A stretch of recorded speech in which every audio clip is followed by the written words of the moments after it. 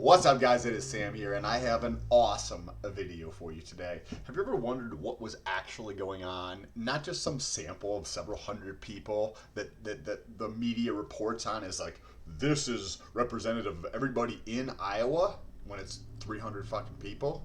Well, you came to the right place. Well, with that being said, this is your first time here. What's good? My name is Sam, and for those of you who are returning, you better be pressing that thumbs up button. And it's good to freaking see you. All right, let's get into it. So, we have our own primaries, so we get to understand what is actually happening versus like some poll, right, with a couple hundred people. So, how do we do that? Well, we use the two biggest sites on the planet, Google and YouTube. And there's Google Trends, which allows us to look at the search history on each one of those websites. So anytime somebody goes to Google or YouTube and searches for something, we can search for it on Google Trends to see who has the most amount of search volume associated with their name.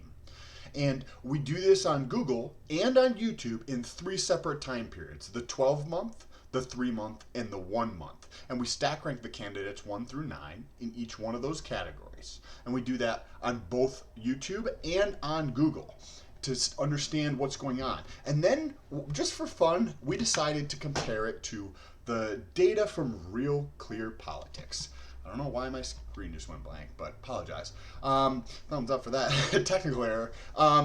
If you come over to Real Clear Politics, they aggregate polls in the state of Iowa. And as you can see, there's 3 of them up here. And if you come over here, the sample size for the one that was done as of a couple days ago, the 18th, today's the 21st, the sample size is 500. Oh, man. 500 people. This is what we're reporting on, is like, this is what people in Iowa actually want. So that's a good, right? It's some information, but I wouldn't say that's the holy grail of trying to understand what everybody in Iowa is actually interested in. I think using the 2 biggest sites on the planet and looking where people are actually interested in by their searches might be a better way. So I took all that data from YouTube, all the data from Google, and I put it into a spreadsheet, and then I took an average out of all those to see who is number 1. And the top 5 candidates are Bernie Sanders, Andrew Yang, Pete Buttigieg, Joe Biden, and Elizabeth Warren. So, super interesting. We had some changes from the last time we did this. Let's jump into the details of this to start with. And I'm just going to use Pete here as an example. We have the 1 year, the 3-month, and the 1-month. And then we take an average here. And we use 25% from the 12-month, 25% from the 3-month, and 50% from the 30-day. Because the most recent 30 days is the most relevant information. And that's why it's weighted at 50% of the score for both Google and YouTube. Once we do this for Google and once we do this for YouTube, then we take a 50% average from Google and 50% average from YouTube. So that's just a simple average. And that is what gives us this overall score here. So let's take a look at what's going on here. Pete has lost 2 spots, and Joe Biden has lost 3 spots since the last time we did this about a month ago. Kind of interesting to see how much ground has been lost by Joe Biden in the state, because the last time we did this, Joe Biden was actually gaining ground, which is interesting. And if we look at the micro data, right, like the 12-month, the 3-month, and the 1-month, we can see that Joe is consistently just losing more relevance as time goes on. Pete is still up there pretty good. Let's see here. Bernie Sanders, he's always just consistently performing well. He's got a lot more positive undertones associated with Bernie than, say, Joe Biden. So that would be expected. That's something that we're like, oh yeah, that makes sense. That's what my intuition would tell me. Andrew Yang, he has been sitting in the top 5 there. It looks like he's gaining a little bit more relevance. Elizabeth Warren traded the spots, though, so she's in the top 3 in Iowa, according to the search volume on Google. So the number 1 site on the planet. People are searching for her more than a lot of these other candidates. Let's see if anybody else. Tulsi Gabbard, I don't know what's going on over there, but she's not even in the realm of conversation anymore. Tom Steyer, though, is interesting because he's moving up.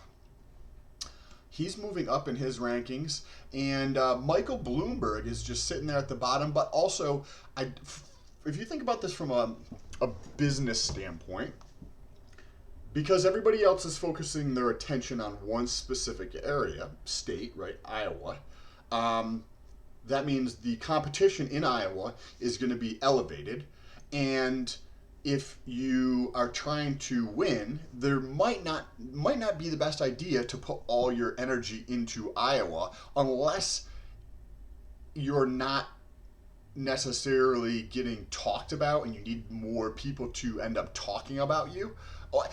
Everybody has their own strategy, right? And if you think about it on a macro level, you need a certain number of delegates, right? So to be the nominee. And if you're able to win delegates in other states where people are not paying as much attention, spending as much time, spending as much money, then Iowa, where people spend a lot of money, even though it's not super relevant state, right? I'm nothing against Iowa, people who live in Iowa. I mean, it's just a fucking small state. So I think that's probably the strategy that Michael Bloomberg is taking. Now, when we come over to YouTube, things change a little bit more. And if you guys are watching this, you probably would have guessed that Andrew Yang is number 1 on YouTube across the board in all 3 time periods. Bernie Sanders and Joe Biden flip-flop a little bit, but they're in the 2nd and 3rd spots in most of the time periods. And Pete is just consistently, he's in the top 5 there on YouTube, but just not emphasizing YouTube as much. He does have a lot of relevance on Google, and Google is the number 1 site, but YouTube is number 2. So that's kind of interesting to see how that plays out. Let's see if there's anything else interesting in here. Tulsi on YouTube has more relevance than she does on Google, similar to Andrew Yang, where they're both more relevant. Hers is not as dramatic because she's in the 5th spot. She beats out Elizabeth Warren on YouTube, which is kind of interesting. I don't think Elizabeth Warren really takes YouTube serious, though, even though it is the 2nd biggest site on the fucking planet. There's a boatload of attention there, so that's kind of interesting. But let's go over real quick and just take a look at how we compare to Real Clear Politics. So what we have is the data from Real Clear Politics. These are where Real Clear Politics ranks each one of these candidates. And then this is the delta between what Real Clear Politics ranks them, according to the aggregation of the polls they have, and what the actual data says. So we can see that the biggest discrepancy here is Andrew Yang. They have him at 6th when he's actually at 2nd. Interesting. And when we do all of this, when we look at the search volume on YouTube and the search volume on Google, we can actually put in the specific geographic region that we want to look in. So we just put in the state of Iowa. So these are searches specifically in the state of Iowa. So it's very, very relevant. And we have a bigger sample size than 500 people, right? There's who knows how many millions of searches that are happening on both of these platforms over the time period that we looked at. Another couple people here that they're off in terms of their relevance is Joe Biden is actually not number 1, and Amy Klobuchar is not as relevant as they think she is, which is kind of interesting. I've seen her pick up a little bit of pace in other areas, but she's just not that relevant. 8th spot, and they have her at 5th, and Joe Biden, they have him at 1st when actually he's 4th in the state. Now, some of these, the margin's not off by too much. If we take also Tulsi Gabbard, they have her at 9th. I apologize. So these are the 3 people. Tulsi Gabbard, they have her at 9th when she's actually 6th. So if if she actually had some more media coverage, being in the top 6 in Iowa, I think that would probably help her campaign out. But when when we take a look at these numbers, it's kind of interesting to see what reality is versus what the polls say. And I'd love to hear what your thoughts are down below in the comment section. If you use the hashtag Stolt, then in the Q&A section, we can actually talk about your comments. Just like Joseph's here. Joseph Richardson, what's good, man? Thank you for the comment. He writes, right, vote for Yang on dollar bills. On the edges, don't ruin the actual dollar. Yes, I don't know if it's a crime to write on dollar bills, but I like the creativity, Joe. Sif, thank you for the comment. I do appreciate that. If you're trying to help a specific candidate, the biggest way that you can help is just by getting the message out to more people. And if your time is if you can either have time or you have money, most commonly, right? If you have more money, then you might not have as much time. If you have more time, then you might not have as much money. Those are kind of like how it plays out to a certain degree for a decent number of people. So if you are on the one side and you don't have the time, the money is going to be helpful, right? And if you're on the other side, the getting the message out to more people is going to be tremendously helpful. You just need more awareness, right? You watching this probably know what's happening, but that's a small subset of 300 something million people who know what the fuck is going on or actually paying attention. So by bringing the message to more people, that is the single biggest way you could help whoever your candidate is. Thank you so much, Mr. Richardson, for that comment. Edwin Medina.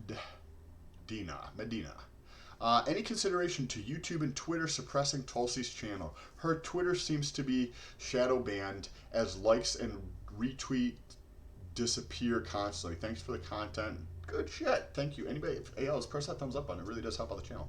I was not aware of any of the. I haven't seen any data or anything around this. Tulsi's YouTube channel is the second largest out of all the candidates.